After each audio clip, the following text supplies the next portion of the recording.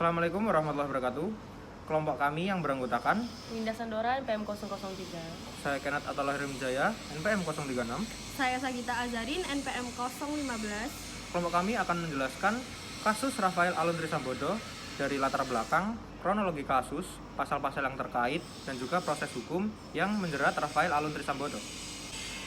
Saya di sini akan menjelaskan latar belakang kasus dari Rafael Alun Trisambodo.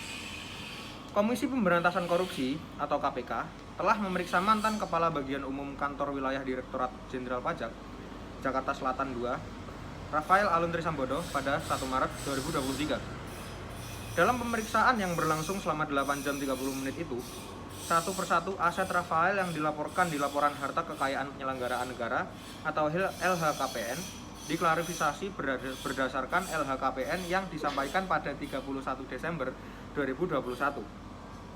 Rafael memiliki harta kekayaan mencapai 56,1 miliar.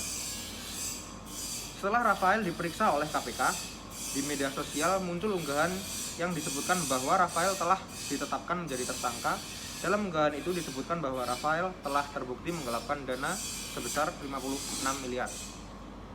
Tak hanya itu, beberapa aset kekayaan Rafael juga disebut tidak sesuai dengan Laporan Harta Kekayaan Penyelenggaraan Negara atau LHKPN. Oke, masuk ke kronologi kasus. Awal dari kasus ini bermula dari nama Mario Dandi Satrio yang menjadi sorotan masyarakat setelah aksinya melakukan penganiayaan terhadap anak berusia 17 tahun berinisial D, viral di sosmed. Mario belakangan diketahui sebagai anak dari seorang pejabat Direktorat Jenderal Pajak Kementerian Karangan, Rafael Alun Trisambodo. Akibat peristiwa itu, Rafael pun terkena getahnya. Akibat masalah anaknya tersebut, laporan yang dia laporkan ke LKHPN menjadi sorotan. Kekayaan sekitar 56 miliar yang dia miliki dinilai tak wajar. Pusat Pelaporan Transaksi Keuangan atau PPATK lantas mengatakan telah mengemukakan hal itu sejak 2020 dan telah melaporkannya ke aparat hukum. Dalam kasus tersebut memiliki beberapa pasal, yakni yang pertama, Pasal 2 huruf A Undang-Undang Nomor 31 Tahun 1999 tentang Pemberantasan Tindak Pidana Korupsi sebagaimana diubah dengan Undang-Undang Nomor 20 Tahun 2001 yang menyatakan bahwa setiap orang yang memberikan atau menjanjikan sesuatu kepada pegawai negeri atau penyelenggara negara untuk melakukan atau tidak melakukan sesuatu dalam jabatannya yang bertentangan dengan kewajiban atau tugasnya diancam dengan pidana penjara paling lama 20 tahun dan denda paling banyak senilai 1 miliar rupiah.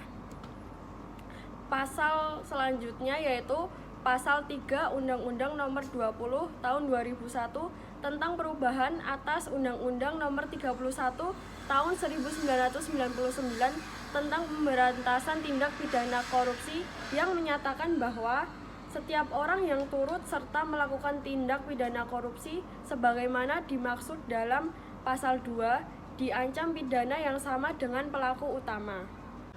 Oke, kita lanjut ke proses hukum. Dari kasus Rafael Alun Trisambodo, KPK menetapkan status perkara mantan pejabat Direktorat Jenderal Pajak ini ke tahap penyelidikan. KPK dan PPATK telah menduga adanya tindak pencucian uang yang dilakukan oleh Rafael. Penetapan ini berdasarkan data LHKPN yang ditindaklanjuti dengan pemeriksaan untuk tindak pencucian uang. KPK juga menelusuri substansi terkait dengan jumlah rekening Rafael. Tidak hanya itu, Badan PPATK telah memblokir puluhan rekening Rafael yang berisi dana besar. Dari kasus ini, Rafael dipecat secara tidak hormat oleh Kementerian Keuangan karena terbukti melakukan sejumlah pelanggaran integritas. Sementara untuk tindak pidana, KPK masih menyelidiki kasus tersebut. Oke, sekian penjelasan dari kelompok kami terkait kasus Rafael Alun Trisambodo. Wassalamualaikum warahmatullahi wabarakatuh.